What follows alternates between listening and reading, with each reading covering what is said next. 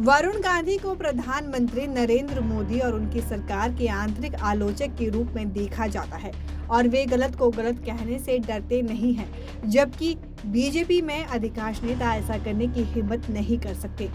दिल्ली में सत्ता के गलियारों में इस बात की चर्चा है कि बीजेपी सांसद वरुण गांधी कब कांग्रेस पार्टी में शामिल होंगे।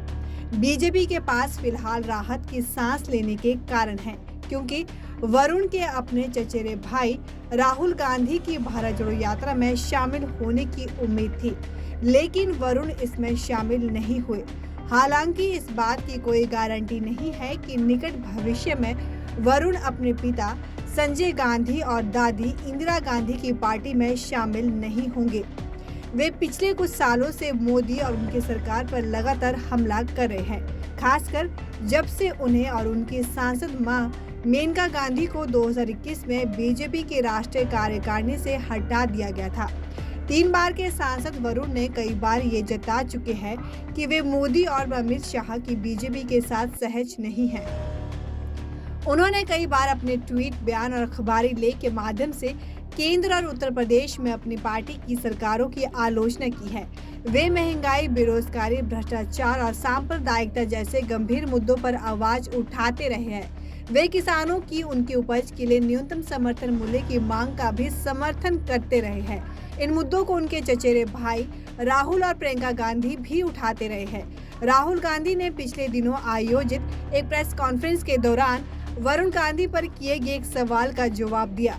राहुल ने कहा था कि वरुण गांधी और गांधी परिवार की विचारधारा मेल नहीं खाती है, यानी साफ साफ कहे तो वरुण के लिए कांग्रेस में नो एंट्री का बोर्ड लग गया है।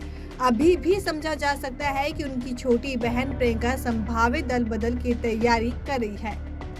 बता दें कि गांधी परिवार ठीक 4 दशक पहले विभाजित हो गया था, जब संजय गांधी की पत्नी मेनका गांधी अपनी सास तत्कालीन प्रधानमंत्री इंदिरा गांधी के आधिकारिक बंगले से सूटकेस और वरुण को बाह में लेकर बाहर निकली थी। उस समय वरुण बमुश्किल 2 साल के थे। बाद में उन्होंने अपनी जेठानी सोनिया गांधी पर आरोप लगाया कि उन्होंने उनकी सास इंदिरा गांधी को उनके खिलाफ भड़काया। मेनका ने गांधी परिवार के साथ कोई संपर्क नहीं रखा, लेकिन इसने वरुण को अपनी दीदी प्रियंका से संपर्क में रहने से नहीं रोका। प्रियंका और वरुण मिलते रहते थे, हालांकि बाद में ये मुलाकात सामान्य नहीं रही और इसने राजनीतिक रंग ले लिया।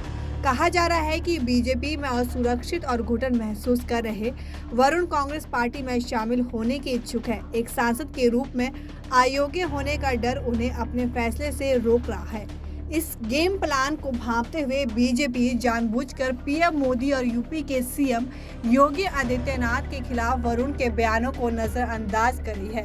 हालांकि उन्होंने हद पार कर दी और कई लोग उनके खिलाफ अनुशासनात्मक कार्रवाई की मांग कर रहे हैं। वरुण भी यही चाहते हैं, क्योंकि बीजेपी से निलंबन से ये सुनिश्चित होगा कि वे फ्री हो गए हैं और साथ ही दल बदल विरोधी कानून के तहत उन्हें सांसद के रूप में अयोग्य नहीं ठहराया जाएगा।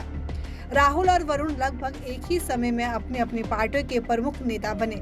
राहुल गांधी को कांग्रेस उपाध्यक्ष के रूप में नियुक्त किया गया था, वहीं वरुण गांधी को बीजेपी का राष्ट्रीय महासचिव बनाया गया था।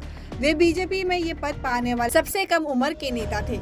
बीजेपी ने अपनी बढ़ती स्वीकार्यता को प्रदर्शित करने और मेनका व वरुण को सोनिया और राहुल गांधी के काउंटर के रूप में इस्तेमाल करने की योजना के तहत मेनका गांधी को पार्टी में शामिल होने के लिए लुभाया, जहां मेनका को 2014 में मंत्री बनाया गया।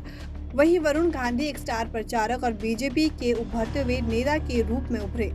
मोदी सरकार के दूसरे कार्यकाल में मेनका गांधी को मंत्री पद से हटा दिया गया। वरुण को उनकी जगह लेने के उनके प्रयासों को भी खारिज कर दिया गया। जल्द ही वरुण को बीजेपी महासचिव के पद से भी हटा दिया गया। ऐसा कहा जाता है कि उनका अपराध ये था कि उन्होंने उत्तर प्रदेश के मुख्यमंत्री बनने का सपना देखना शुरू कर दिया था।